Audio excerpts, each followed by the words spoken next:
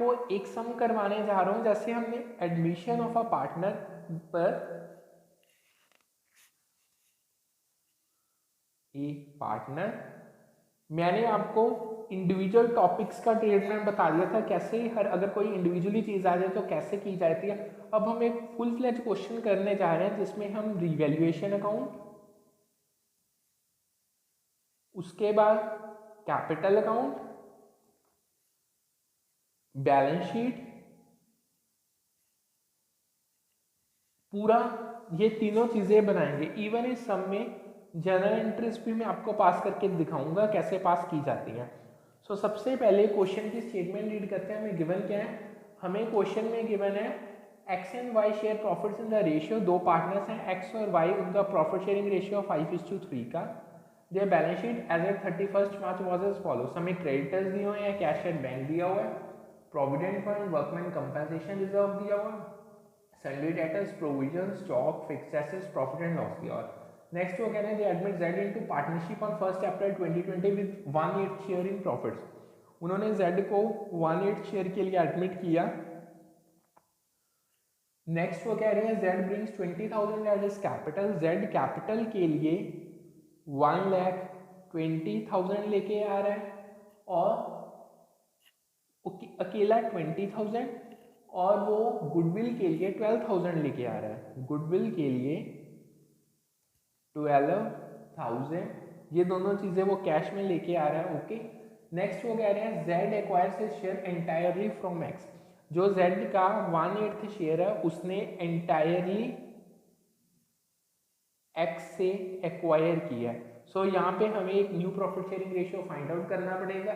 Next उन्होंने कहा है हमें एडजस्टमेंट दी हुई है, provident fund is to be increased by 5,000, debtors की दी हुई है, स्टॉक, क्रेडिटर्स, फिक्स्ड एसेट्स।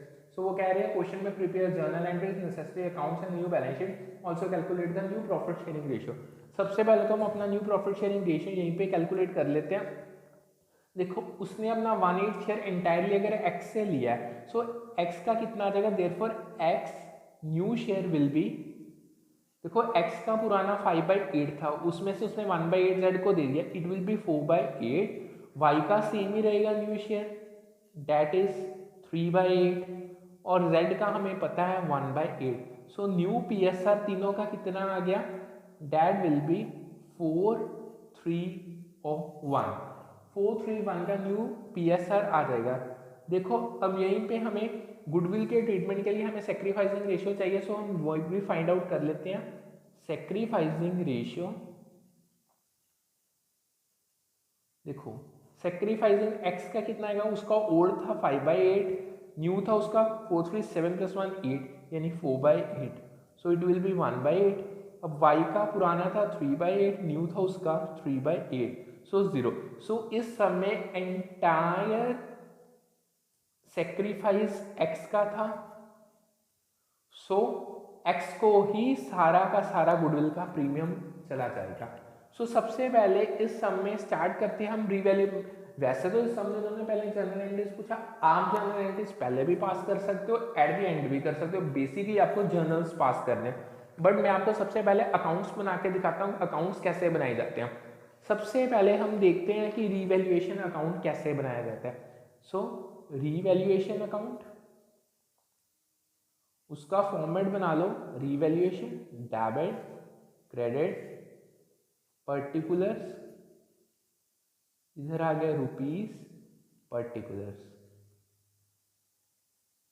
इधर भी रुपीस। एक बार मैं आपको रीकैप कर दे देता हूँ। देखो अगर कोई आपका asset on the date of admission increase होता है उसको क्रेडिट साइड पे शो किया जाता है, अगर कोई एसेट रिड्यूस होता है यानी उनकी वैल्यू तो डेबिट साइड पे।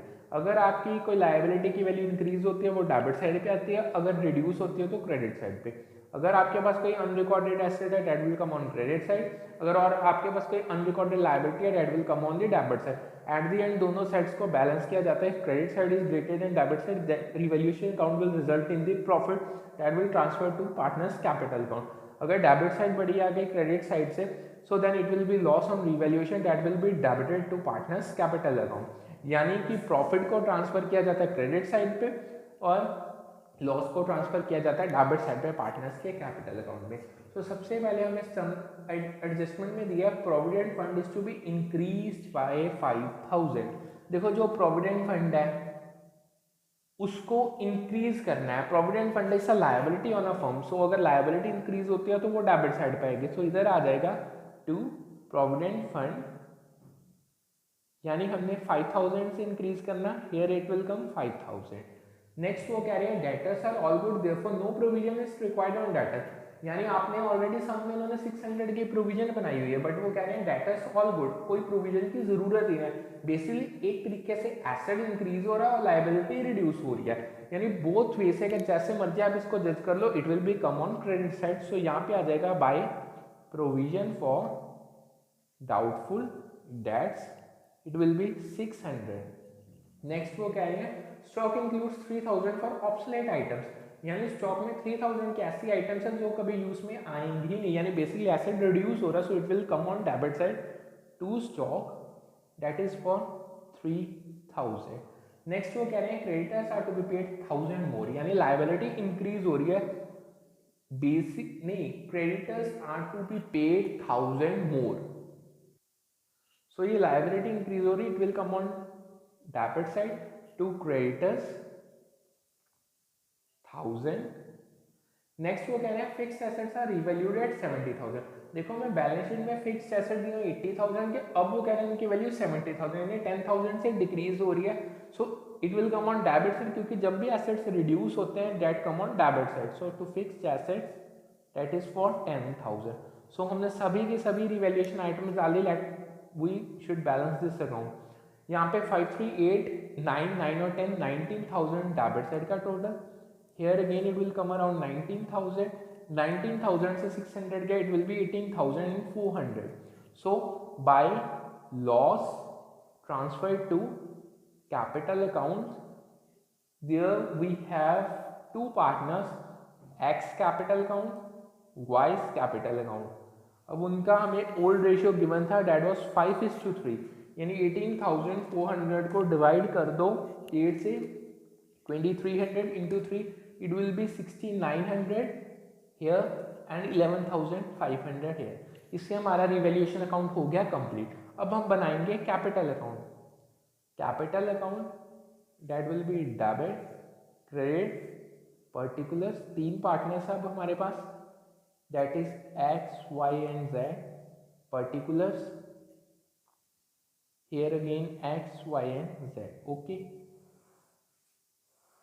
सबसे पहले हम क्या करेंगे, let we check our balance sheet. The items appearing the balance sheet either should be distributed, either should be charge from the partners.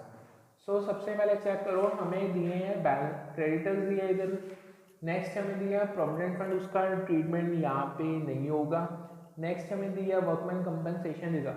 देखो वर्कमैन कंपनसेशन रिजर्व, इसका ट्रीटमेंट इस करने से सबसे पहले तो आप देखो ये याद रखो, अपना बैलेंस ब्रॉड डाउन करो कैपिटल के, by balance brought down it will B 70,000 और 31,000। अब देखो जो वर्कमैन कंपनसेशन रिजर्व दिया उसके अगेंस्ट हमें कोई भी लायबिलिटी नहीं दी, so entire workman compensation reserve will be distributed in the old ratio to old partners. So it will be by workman compensation reserve account. Old ratio हमें 5:3 का given है, सो रिजर्व का अमाउंट हमें 5800 दिया है, 5800 divided by 8 into 3, it will be 2175 और यहाँ पे आ जाएगा 3625। नेक्स्ट हमें profit and loss debit side पे दिया, यानी लॉस दिया, debt will also be distributed among the old partners in old ratio, यानी to profit and loss account हमें 2400 का दिया, 2400 divided by 8 it will be 300 into 3, 900 x का, ओके, और 1500 900 y का, 1500 आ जाएगा x से। सो हमने सभी की सभी आइटम्स को जो बैलेंस शीट में अपेयर कर दी थी उनको डिस्ट्रीब्यूट कर दिया। Now we will transfer our loss from realization to debit side to sorry, not realization, it's revaluation, to revaluation account that will be 11,500 and 6,900। सो हमने सभी आइटम्स ट्रांसफर कर लिए। अब हम ट्रीटमेंट करेंगे उन्होंने हमें मेंशन किया था जो न्यू पार्टनर है वो कैपिटल लेके आ रहा है 20,000 के और गुडविल का प्रीमियम ला रहा है 12,000। सो उसकी एंट्रीज यहाँ पे की जाएंगी। उसकी एंट्रीज करने से पहले एक बार मैं आपको बताता हूँ डायरेक्ट एंट्रीज करने से पहले जर्नल क्या पास की जाती है। देखो उसकी जर्नल क्या होगी, it will be bank account debit to जेड्स capital account that he will bring for capital 20,000 to premium for goodwill account that he will bring 12,000, यानी total he is going to bring 32,000। अब next क्या किया जाता है, premium for goodwill को distribute किया जाता है account debit 12,000 to X capital account, क्योंकि इस केस में एंटायर का एंटायर सेक्रीफाइस एक्स का था, सो एंटायर इसको चला जाएगा। अब देखो अगर आप चेक करोगे तो ये दो एंट्रीज को हमने कैपिटल अकाउंट में ट्रांसफर करना। देखो जो जेड कैपिटल लेके आ रहा है जेड क्रेडिट हो रहा है, so here will come by bank account, हम वो कैपिटल लेके आ रहा है that is for 20,000। Okay, next जो प्रीमियम फॉर गुडविल की है, अब एक्स का कैपिटल अगेन क्रेडिट हो रहा है, उसकी आ जाएगी बाय प्रीमियम फॉर गुडविल, सो अकेले एक्स का 12,000। सो इस तरीके से अगर आपको डायरेक्ट एंट्रीज पास करनी है, जो वो कैपिटल लेके आएगा वो जाएगी बैंक अकाउंट में, और जो गुडविल का ट्रीटमेंट वो जाएगा प्रीमियम फॉर गुडविल अकाउंट में। सो हमारा अकाउंट कंप्लीट हो गया, लेट्स स्टार्ट बैलेंसिंग इट। इधर का टोटल आएगा 70,000 प्लस 3625 प्लस 12,000, इट्स 85,625। सिमिलर इधर भी आ गया 85,625। नेक्स्ट माइनस 1,500 माइनस 11,500, यहाँ पे आ जाएगा 72,625 टू बैलेंस कैरेट डाउन। यहाँ आपका टोटल करो 31,000 plus 2,175, it will B 33,175। Similar way में इधर भी 33,175 आ गया, उसमें से 901 69,901, सो इट विल बी 25,375। नेक्स्ट इधर आ गया 20,000, सो इधर रेड का कोई बैलेंस नहीं है डेबिट साइड पे, so entire 20,000 will be its balance. इससे हमारा कैपिटल अकाउंट हो गया कंप्लीट। अब हम बनाएंगे अपनी balance sheet at the date of revaluation, यानी आप एडमिशन भी कह सकते हो, तो उसका फॉर्मेट बना लेते हैं बैलेंस शीट। इधर लायबिलिटीज रुपीज, एसेट्स रुपीज। अब देखो सबसे पहले तो देखो हम अपना बैलेंस ब्रॉट डाउन करते हैं कैश का। बेसिकली कैश का बैलेंस नहीं कह सकते, बेसिकली हमें सिमिलर एसेट्स और लायबिलिटीज को ट्रांसफर करना है। अगर हम अपनी ओल्ड बैलेंस शीट चेक करें तो क्रेडिटर्स थे उसमें 15,000 के, 1000 के हमने इंक्रीज कर दिए, तो अब टोटल कितने के हो गए 16,000 के। नेक्स्ट हमें प्रोविडेंट फंड दिया था लायबिलिटी साइड 10,000 का, उसको हमने 5,000 से इंक्रीज कर दिया, it is now of 15,000। Okay, next हमें अपने वर्कमैन कंपनसेशन रिजर्व को एंटायरली डिस्ट्रीब्यूट कर दिया as there was no liability against that. जो अब हमारे पास कैपिटल्स के बैलेंस आए हैं कैपिटल अकाउंट में, वो सभी आ जाएंगे that is for X Y and Z तीनों के। वो आप एक बार चेक कर लो, इट विल बी 72,625 25,375 एंड 20,000। इन तीनों को यहाँ पे ट्रांसफर कर दो, 72,625 25,375 एंड 20,000, इसका टोटल कर लेते हैं 72,625 प्लस 25,375 प्लस 20,000, यानी कि 1,18,000। अब आप एसेट साइड पे चेक करो तो हमें सबसे पहले कैश दिया डेट वाज फॉर 5,000, कैश पुराना था 5,000। अब अगर आप एंट्री चेक करोगे तो कैश की एक एंट्री है डेट इज फॉर 32,000, 32 ये आया, 5 पुराना था, तो total it will be around 37,000। Next हम डालेंगे अपने सेंट्री डेटर्स, उसकी प्रोविजन को हमने कैंसिल कर दिया, सो एंटायर अमाउंट 20,000 का आ जाएगा। स्टॉक था, स्टॉक हमें पुराना दिया गया था 25,000 का, उन्होंने कहा था 3,000 का ऑब्सोलेट है, सो 25 से 3 चला गया, इट विल बी 22,000। नेक्स्ट हमें फिक्स्ड एसेट्स है फिक्स एसेट्स उन्होंने कहा था these are to be revalued at 70,000। देखो पहले 80 के थे, अब 70, यानी जो करंट वैल्यू 70 की यहाँ आ जाएगी। नेक्स्ट हमें प्रॉफिट एंड लॉस दिया था, वो हमने डिस्ट्रीब्यूट कर दिया, so it will not come.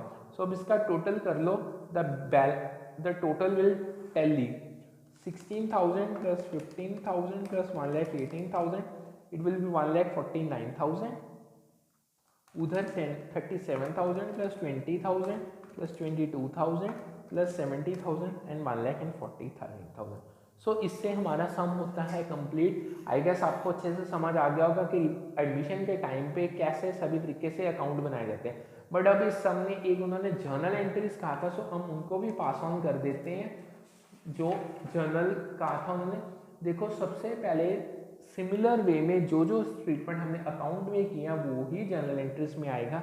So journal सबसे पहले जो प्रॉफिट एंड लॉस का बैलेंस दिया था हमें बैलेंस शीट में, उसको हम पार्टनर्स में चार्ज कर देंगे। It will be X capital account debit, Y's capital account debit to profit and loss account. इसका हमें टोटल 2400 दिया था, so it was 1500 and 900।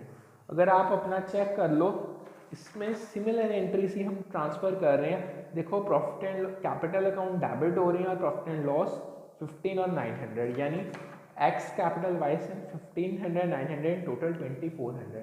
Next हमने वर्कमैन कंपनसेशन रिजर्व को डिस्ट्रीब्यूट करना है, debit to X capital account to Y's capital account. इनका जो अमाउंट था दैट वाज टोटल था 13,000, 3,000 और 10,000। एक बार अगेन चेक ऑन कर लेते हैं, अमाउंट सिमिलर ही था। नहीं रुको, एक मिनट रुको, वेट करो।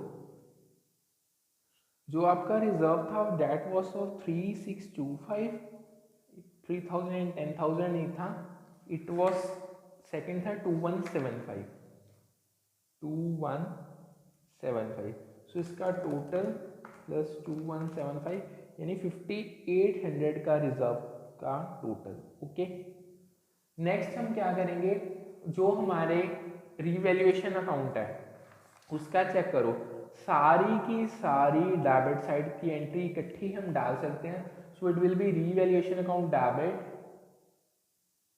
To stock account to fixed assets account, अगर आपने एसेट्स की इकट्ठी डालनी है।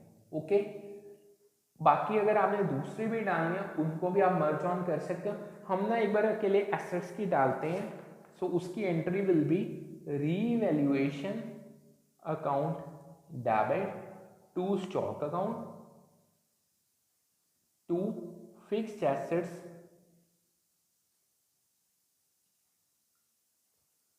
अकाउंट।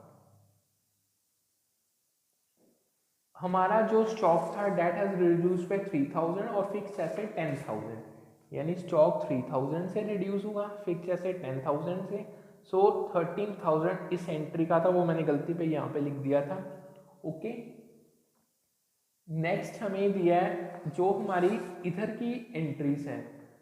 नेक्स्ट हमारा एक जो लाइबिलिटीज है उसको हम सेपरेट डाल देते हैं to provident fund and to creditors.